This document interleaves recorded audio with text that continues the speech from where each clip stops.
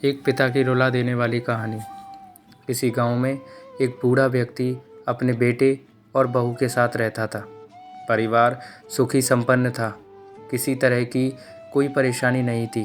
बूढ़ा बाप, जो किसी समय अच्छा खासा नौजवान था, आज बुढ़ापे से हार गया था।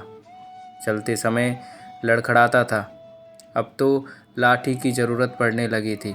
चेहरा झुर्रियों से भर चुका था, बस अपना जीवन किसी तरह व्यतीत कर रहा था। घर में एक चीज़ अच्छी थी कि शाम को खाना खाते समय पूरा परिवार एक साथ टेबल पर बैठकर खाना खाता था। एक दिन ऐसे ही शाम को सारे लोग खाना खाने बैठे। बेटा ऑफिस से आया था, भूख ज़्यादा थी, इसलिए जल्दी से खाना खाने बैठ गया और साथ में बहू और एक बेटा भी खाने लगे। बूढ़े हाथ जैसे ही थाली उठाने को हुए, थाली हाथ से छिटक गई और थोड़ी दाल टेबल पे गिर गई। बहू बेटे ने घृणा दृष्टि से पिता की ओर देखा और फिर से अपना खाना खाने में लग गए। बूढ़े पिता ने जैसे ही अपने हिलते हाथों से खाना खाना शुरू किया तो खाना कभी कपड़ों पे गिरता तो कभी ज़मीन पर। बहू ने चिढ़ते हुए कहा, हे राम, कितनी गंदी तरह से खाते हैं, मन करता है इनकी थाली किसी अलग कोने में लगवा देते हैं।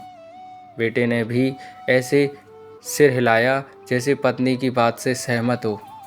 नन्हा पोता यह सब मासूमियत से देख रहा था। अगले दिन पिता की थाली उस टेबल से हटाकर एक कोने में लगवा दी गई।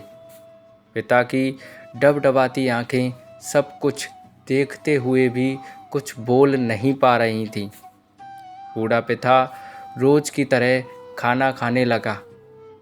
खाना कभी इधर गिरता तो कभी उधर। छोटा बच्चा, जो कि उनका पोता था, अपना खाना छोड़कर लगातार अपने दादा की तरफ देख रहा था।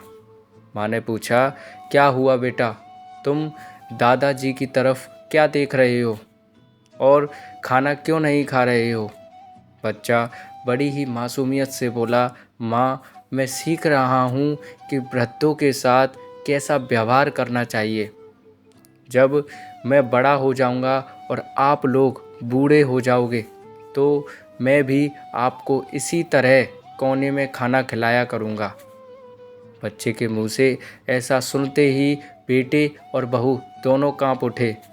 शायद बच्चे की बात उनके मन में बैठ गई थी, क्योंकि बच्चे ने मासूमियत के साथ एक बहुत बड़ा सबक दोनों लोगों को दिया था।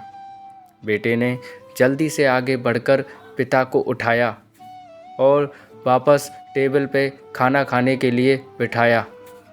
बहू भी भागकर पानी का गिलास लेकर आई कि पिताजी को कोई तकलीफ़ ना हो। तो मित्रों, माँ और बाप इस दुनिया की सबसे बड़ी पूंजी हैं। आप समाज में कितनी भी इज्जत कमा लें या कितना भी धन कमा लें, इकट्ठा कर लें, लेकिन माँ बाप से बड़ा धन दोस्तों इस दुनिया में कोई नहीं है।